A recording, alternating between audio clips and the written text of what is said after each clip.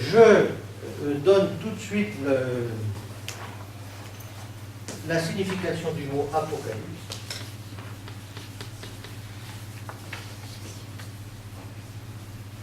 Apocalypse, ça veut dire révélation. Ça n'a rien à voir avec le mot catastrophe. Et révélation, ça veut dire j'enlève le voile. Hein, j'enlève le voile. Hein. Et c'est exactement la même signification en grec. Cette fois-ci, c'est la racine latine et au-dessus, c'est la racine grecque. Un autre mot que je vais ajouter tout de suite, c'est le mot eschatologie. Ce sont des mots techniques, mais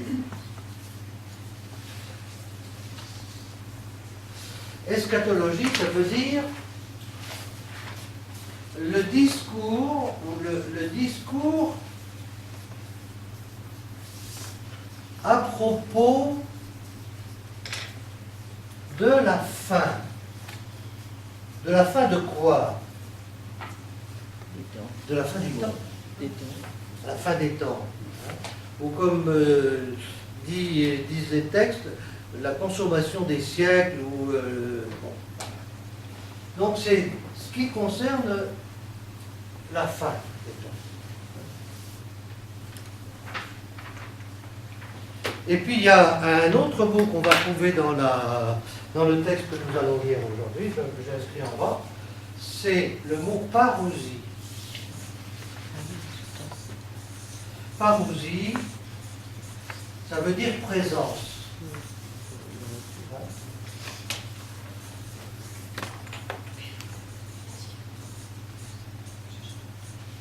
Et ça a pris au début du christianisme une signification technique, hein, parce que ça signifie la présence du Christ qui revient. La présence du Christ qui revient à la fin des temps, ou à un autre moment, mais en tout cas la présence du Christ, la présence du Fils de l'homme. Donc ces trois mots techniques sont importants parce qu'ils... Alors, d'où vient le mot apocalypse? Il vient du mot, des premiers mots du dernier livre de la Bible pour nous, qui est l'Apocalypse de Saint Jean. Hein. Et donc, on sait... L'Apocalypse de Saint Jean commence par le mot révélation, hein, et c'est pour ça qu'on a donné le nom à ce livre. Et on a mis sous cette appellation toute la littérature énorme qui a été produite entre le 2e siècle avant Jésus-Christ et le 2e siècle après Jésus-Christ. On a mis tout ça, on a caractérisé toute cette littérature dont l'Apocalypse de Saint Jean fait partie, comme une littérature d'apocalypse. Parce que toute cette littérature a des caractéristiques très proches, presque identiques. Alors, de quoi s'agit-il?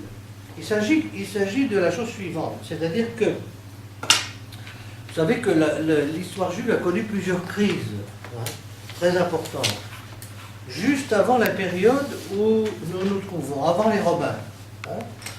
Le peuple juif a connu une période d'autonomie, hein, relativement courte, mais moins d'un siècle, hein, mais une période qui a été très importante. C'est la période qu'on dit des Maccabées. Hein. Et pourquoi les Maccabées? Comment ces gens sont arrivés au pouvoir? C'est une famille juive, hein, ils sont arrivés au pouvoir parce qu'ils se sont opposés d'une manière violente aux Grecs, hein, qui étaient installés à Antioche, en Syrie actuellement, et qui voulaient mettre la main complètement sur la Palestine, hein, et surtout imposer à la Palestine le mode de vie grec. Et donc, ça veut dire la disparition de la loi, la disparition de la religion, etc. Et donc, ça a été très loin, puisque le roi d'origine grecque qui régnait à Antioche est arrivé jusqu'à Jérusalem et a installé une statue de Zeus, Jupiter, au milieu du temple de Jérusalem. Et ça a été le grand scandale, c'est ça qui a déclenché, ça n'a pas été la seule chose, mais ce blasphème, cette profanation du temple de Jérusalem a trouvé une expression technique dans la Bible. On la trouve pour la première fois dans la Bible de Daniel. Ça s'appelle maintenant ça m'échappe évidemment, on va la retrouver 2 fois dans les textes tout à l'heure, l'abomination de la désolation. L'abomination de la désolation. Et à chaque fois qu'on trouve dans un texte l'abomination de la désolation, ça fait référence à cet événement qui a traumatisé les Juifs, qui est le blasphème des païens qui pénètrent dans le temple de Jérusalem et installent un culte païen. Alors, la deuxième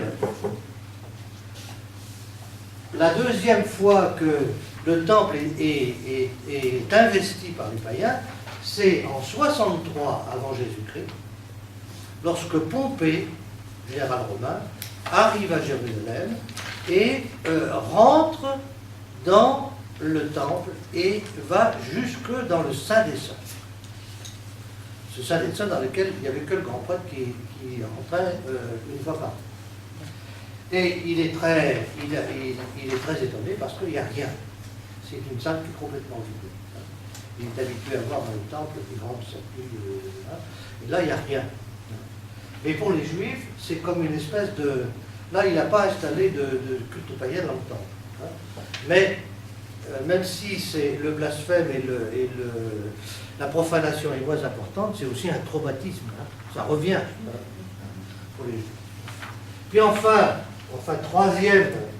le troisième événement qui va se reproduire, c'est en 70, lorsque, 70 cette fois-ci après Jésus-Christ, lorsque Titus va faire le siège de Jérusalem pendant longtemps, comme on l'a dit sur le petit texte tout à l'heure, les Juifs vont se défendre, c'est un siège très long, et non seulement les familles se sont réfugiées dans les murailles de Jérusalem, donc il y a une proximité terrible, mais en même temps, les Juifs sont divisés en diverses sectes, et donc, en plus du siège, il y a une guerre civile à l'intérieur de la ville. Une famine qui devient de plus en plus importante, et vous savez, comme dans tous les sièges anciens, quand les gens résistent, il se passe des choses épouvantables. Rappelez-vous le siège de Leningrad, où les gens se sont mis à manger des humains, etc. C'est ce qui s'est passé au siège de Jérusalem. On le sait parce que la tradition juive a gardé comme ça un certain nombre de souvenirs où des femmes ont mangé leur nourrisson. On passe comme ça de l'humain dans l'inhumain. Et donc, il faut se rappeler tout ça, l'arrière-fond de tout ça, lorsqu'on lit un certain nombre de textes du Nouveau Testament. Quand Jésus se lamente sur la route de Jérusalem, où il rencontre des femmes qui le plaignent, etc. Et il dit, mais ne me plaignez pas, parce que des jours viendront où heureuses des femmes qui ne porteront pas d'enfants, etc. Il faut avoir ça derrière la tête pour comprendre. Et donc on va retrouver les mêmes images terribles derrière les textes que nous avons lus. Donc en 70, le siège se termine, non pas parce que il se termine parce que les gens n'en peuvent plus, mais ce sont les Romains qui prennent l'initiative. Et ils sont installés sur le mont des Oliviers, je ne sais pas si vous voyez, vous avez dans la tête le paysage, ça domine, le mont des Oliviers domine le temple. Et donc, pendant toute la durée du siège, on a continué à faire les sacrifices au temple. Mais, pour faire arrêter tout, symboliquement, Titus a ordonné de prendre des têtes de porc et de les envoyer dans le temple avec des catapultes.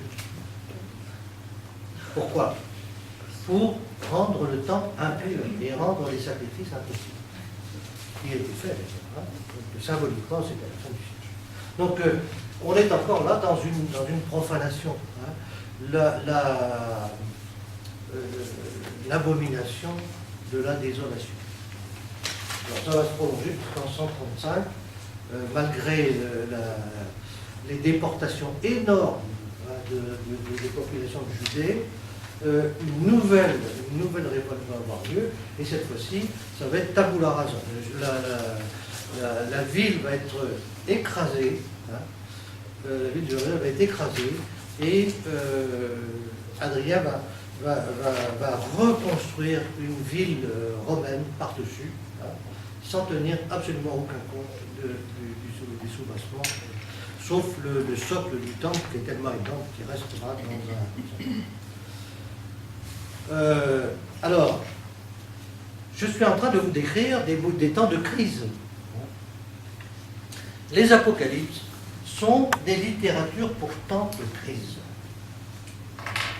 Les Juifs ont dans la tête les promesses que Dieu a faites de les protéger, de leur donner la terre d'Israël, de les rendre libres et indépendants. Et ça n'arrive pas. Ça n'arrive pas. Ils sont sous la domination des Grecs, puis après, même quand ils sont libres, ils n'arrivent pas à sortir de leurs problèmes intérieurs, hein, sous les Maccabées. Ça recommence avec les Romains.